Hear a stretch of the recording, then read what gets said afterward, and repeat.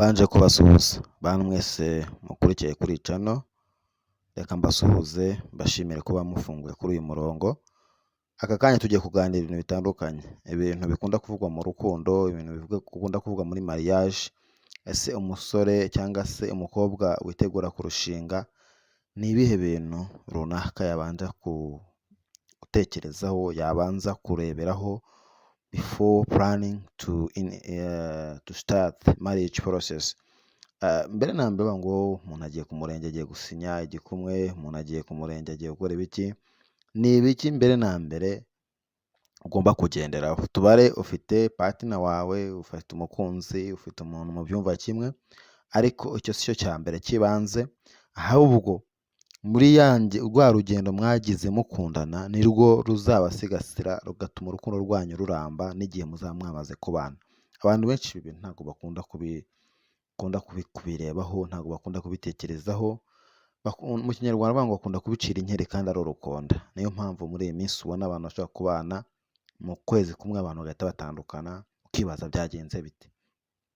Ariko nyamara ubushakashatsi bwagaragaje yuko abo bantu really ntabwo baba barageze bicara ngo bagire umwanya uhagije batekereze ku gikorwa, ku rugendo rushyashya bagiye gutangira. Kuko marriage is like a business, you start with a purpose.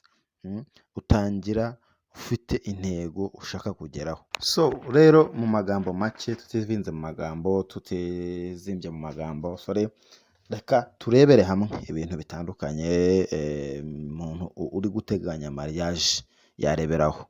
Ni ibihe se bihagaze bite?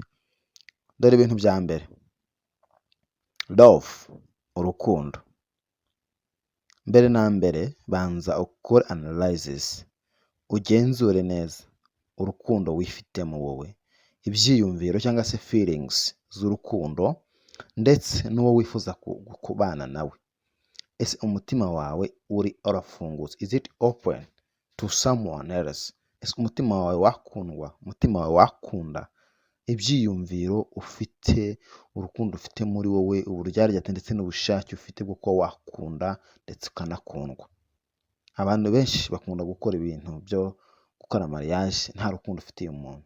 Ese iyo mariage wizera ko yazaramba? Ntabwo yaramba, kuko urukundo ni ikintu uforoma mbere na mbere kugira ngo ugire indi next step wakinjiramo. Mbere na mbere nimba wumva ugiye gushaka umuntu nta rukundo umufite. So rero mu magambo make, tutizimbye mu magambo, reka turebere hamwe ibintu bitandukanye umuntu uri guteganya mariage yareberaho. Ni ibihe se bihagaze bite? Dore ibintu bya mbere: love, urukundo. Mbere na mbere banza ukore analysis, ugenzure neza urukundo wifitemo wowe, ibyiyumviro cyangwa se feelings z'urukundo, ndetse n'uwo wifuza kubana nawe. Ese umutima wawe urafungutse? Is it open to someone else? Ese umutima wawe wakundwa, umutima wawe wakunda, ibyiyumviro ufite, urukundo ufite muri wowe, uburyarya ndetse n'ubushake ufite bwo kuba wakunda ndetse ukanakundwa. Abantu benshi bakunda gukora ibintu byo gukora mariage nta rukundo ufitiye umuntu. Ese iyo mariage wizera ko yazaramba? Ntabwo yaramba, kuko urukundo ni ikintu uforoma mbere na mbere kugira ngo ugire indi next step wakinjiramo. Mbere na mbere nimba wumva ugiye gushaka umuntu nta rukundo umufitiye, itegure mariage. Yego kuko urayiteguye, ariko itegure na divorce. Utegure ibintu bibiri: mariage na divorce. Kuko nimba nta rukundo ufitiye umuntu really ntabwo uzarugeraho kumugeranya mu rugo, ntabwo uzarugeraho, kuko nugera mu rugo uzatangira kubona noneho ibibi byinshi cyane by'utazi. Kuko iyo ubanye n'umuntu umunsi ku wundi hari ibintu bibi ugenda ubona bishobora kuguca intege mu gihe noneho wibaze niba nta n'urukundo na gato wari umufitiye. Numva ntihandi ugenda rucendera narwo wari ufite, nimba byari nka 80%, bitatangira kugenda 60%, 50%, 30%, bikiri muri 20% bizaba byarangiye nta n'umugore aba atakigira sante. So rero mu magambo make, tutizimbye mu magambo, reka turebere hamwe ibintu bitandukanye umuntu uri guteganya mariage yareberaho. Ni ibihe se bihagaze bite? Dore ibintu bya mbere: love, urukundo. Mbere na mbere banza ukore analysis, ugenzure neza urukundo wifitemo wowe, ibyiyumviro cyangwa se feelings z'urukundo ndetse n'uwo wifuza kubana nawe. Ese umutima wawe urafungutse? Is it open to someone else? Ese umutima wawe wakundwa? Umutima wawe wakunda? Ibyiyumviro ufite, urukundo ufite muri wowe, uburyarya ndetse n'ubushake ufite bwo kuba wakunda ndetse ukanakundwa. Abantu benshi bakunda gukora ibintu byo gukora mariage nta rukundo ufitiye umuntu. Ese iyo mariage wizera ko yazaramba? Ntabwo yaramba, kuko urukundo ni ikintu uforoma mbere na mbere kugira ngo ugire indi next step wakinjiramo. Mbere na mbere nimba wumva ugiye gushaka umuntu nta rukundo umufitiye, itegure mariage. Yego kuko urayiteguye, ariko itegure na divorce. Utegure ibintu bibiri: mariage na divorce. Kuko nimba nta rukundo ufitiye umuntu really, ntabwo uzarugeraho kumugeranya mu rugo. Ntabwo uzarugeraho, kuko nugera mu rugo uzatangira kubona noneho ibibi byinshi cyane by'utazi, kuko iyo ubanye n'umuntu umunsi ku wundi hari ibintu bibi ugenda ubona bishobora kuguca intege mu gihe noneho wibaze niba nta n'urukundo na gato wari umufitiye. Numva ntihandi ugenda rucendera, narwo wari ufite nimba byari nka 80%, bitatangiye kugenda bibe 60, bibe 50, 30, bikiri muri 20 bizaba byarangiye nta n'umugore aba atakigira santi mu mugabo, cyangwa umugabo atakigira santi mu mugore. Aho ndetse no kuguca inyuma biroroha cyane, bihita byihuta. Icya kabiri ushobora kureba commitment, kugira ishyaka ryo kumva yuko no matter what should happen, no matter what circumstances, you are ready to forgive your partner. Ibibazo ibyo ari byo byose byabaho mwabicanamo, wamwimubabarira, ku buryo n'icyo ari cyo cyose cyaza kibaca intege, witeguye kumva uri open yuko waganira n'umuntu ukamwumva, ukaba wamubabarira, kuko mariage yubakira kuri I am sorry, mbabarira, ndakubabariye. Ni amagambo abiri: mbabarira, ndakubabariye. Yabuze mu rugo, urugo rubaho nk'aho muba muri gereza, rubaho nk'aho nta freedom mufite mu rugo. Commitment ni ikintu ugomba kubanza gutekereza nacyo, kugira kumva ufite ubushake ndetse n'ishyaka ryo kuba wakunda n'uwo muntu, ukumva wamurinda, ukumva wamwitangira mu buryo butandukanye. Commitment. Ikintu cya gatatu, trust, kwizerana. Niyo nta cyizerane mu rugo, iyo mariage ntabwo bikomeye, iyo mariage aba ari mbi.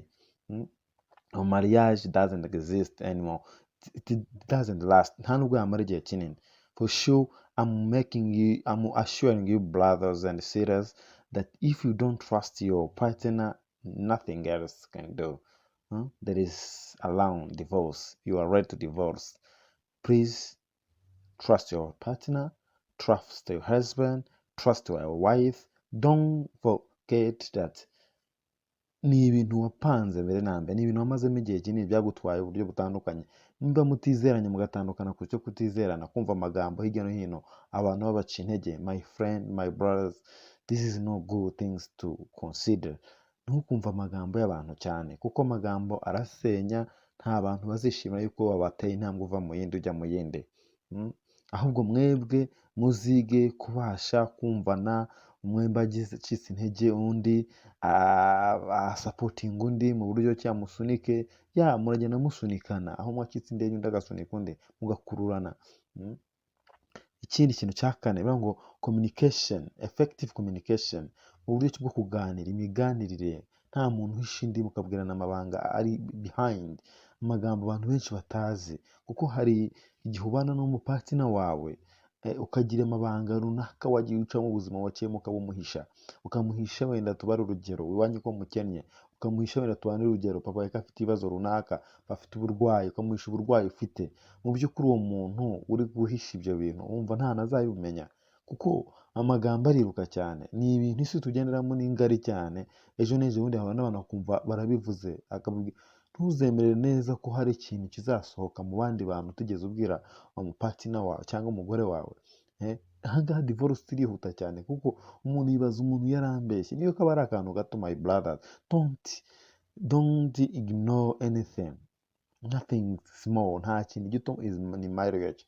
You have to consider everything. Ugomba buri kintu cyose kugiha agaciro mu bijyanye na mariage, kuko hari akantu mwita gatoya, abo ba boyfriend ukita ngo ndacyafite nimero ziwe, ngo ni akantu gato se gusa umufriend wanjye usanzwe uwo yagusenyera urugo. Hari abashuti zina zimwe ugenda ushyira ku ruhande ukazirengagiza, kuko hari abantu bashaka mariage ntibate inshuti bari bafite mu gihe bakiri mu gihe cya uri inkumi cyangwa se uri ingaragu, ukagendana nazo ukazigaza no mu rugo rwawe, ukajya urara amajoro uri ku matelefone, urara amajoro urara mu birori mapati, wasohokanye n'inshuti zawe.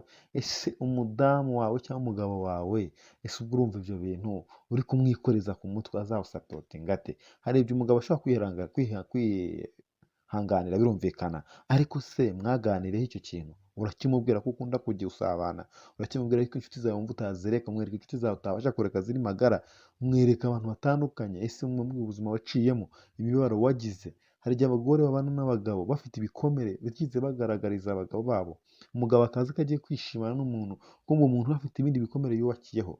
Ibyo ni handi agera mu rugo rukamubihira, rukamubera bibi cyane.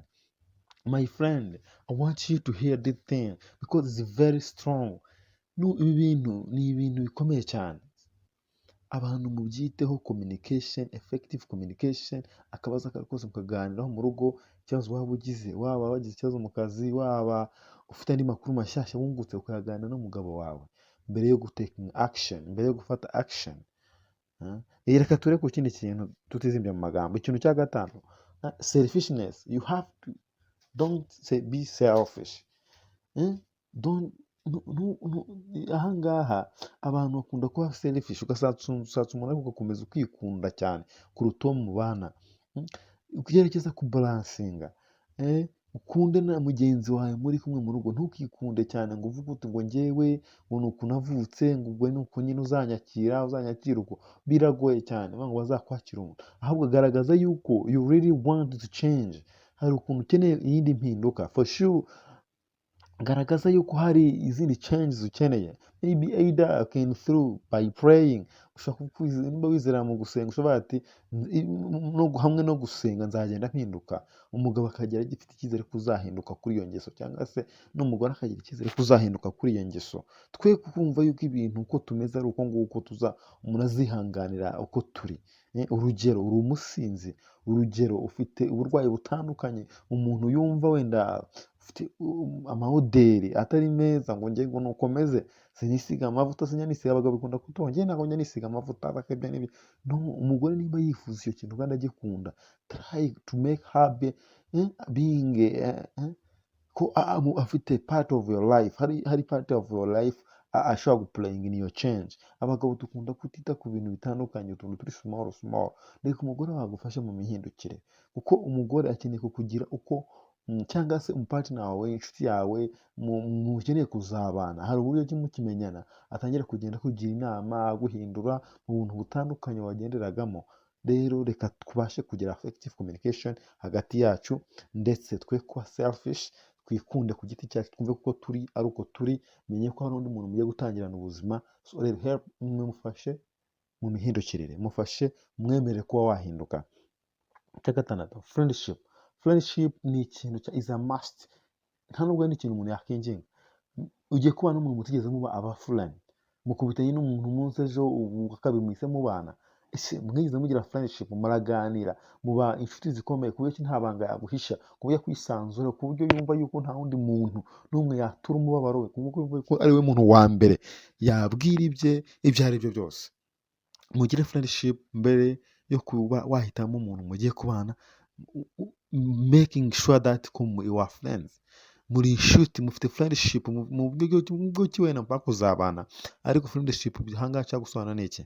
Ni ukuvuga ngo kugira ubucuti abantu bamwe bagira urukundo rw'icyitegererezo cy'uko bagiye gushinga urugo, ariko ntibagire urukundo cyangwa se bumve bari proud iyo bagiye gushakana. Ushobora kumva umuntu azanye igitekerezo ngo I need a wife, I want to make a marriage with someone else, then you fall in love with that idea, not for the person who you are going to marry. Wowe wahise ukunda igitekerezo afite cyo ko agiye kuba, ese nanjye ngiye gushaka, bagenzi banjye bajyaga bavuga ngo nta mugabo nzabona. Wowe ntabwo uhise ukunda cya gitekerezo afite, ariko ntukunze uwo ari we. Rero ahangaha itegure divorce. Mm? Ni ibintu byinshi bitandukanye ariko turavuga bikeya cyane. Reka ture financial discussion.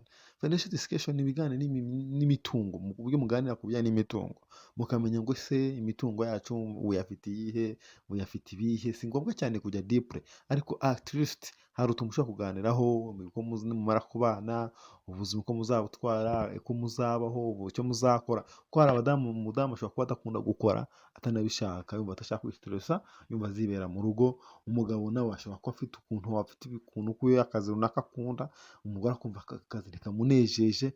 Umugore nawe ashobora kuba afite akazi akora, umugabo akumva ntikazamunezeza. Eske muzapulaninga gute to change that state, that situation, uburyo icyo situation itazaba affecta negatively mu rugo.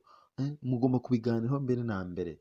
Urugero, ushatse umuntu tubare wenda yikoreraga mu kabari kandi we ntabwo bikunda, kandi we arabikunda. Mbere na mbere kugira ngo muhangaje mu bijyanye na mariage, mubanze muganire kuri icyo kintu. Mubaze se kariya kazi, are you ready to give up for that job? Because I really don't being pleased with it. Ntabwo ngemba numva attracting that job, I don't like it. So it's better to converse before engaging in marriage. For sure, nimubikora bizabafasha. Munyemerera aha hantu tuhumvikane cyane. Abantu bareke kugenda mu kigare ngo mbonye umuntu baramuntwaye nafatirana. No, wawe arahari ntahazajya. First is to trust yourself and you give opportunity to someone, ugatanga amahirwe ku muntu runaka. Mujye kandi abakobwa nabo bajye bareka kwimana amahirwe. Umuntu ashaka kuza kukuganiriza nyamara akeneye amahirwe atandukanye, nyamara nubwo umuciye amazi ntuzi neza yuko watabasanga atari Imana yakugeneye. Kereka utizera mu bijyanye no utizera mu bijyanye by'Imana itubwira. I don't know, icyo sinzi icyo navuga. So rero reka dukomeze tugende cyane. Kumenya ku bijyanye urubyaro rwanyu, nabyo muradiscussing before engaging in marriage. Ese hari umuntu utumva atazabyara azabyara umwana umwe, undi akumva azabyara 10. So wazana umuntu mu rugo mwatangira kugirana ayo makimbirane n'ibiki ubona adashaka guhita abyara, bitangiye kuzana divorce mu rugo. So ni byiza kuganira ku bijyanye n'urubyaro, abana muzabyara, ingano yabo, uko muzabasha, uko muzabafata. Mbega akamenya ko is she inspired by what you do, by your words? I say, are inspired, or is he inspired by what you are speaking or your idea? So it's better to converse before getting in this stage, for sure. Okay, let me cross here. Reka duparike hano, tuzakomeza. Ariko nyamuneka mureke kugenda mu kigare ngo kanaka yashatse nanjye dore kanaka aransize nanjye dore. No, every time is a time.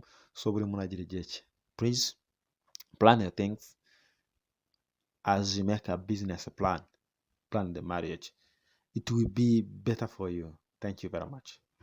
Murakoze cyane, baye mbashimiye. Mbere na mbere yo kugira ngo ujye mu rukundo cyangwa se utangire urugendo rwa mariage, tangira witekerezeho, wisuzumeho, kuko ni byiza cyane kwisuzuma mbere kugira ngo ugire ubyikora. Uvuge se ese ndi ready ko ibi bintu nigera mu rugo nzabasha kubyihanganira. Ni byiza cyane.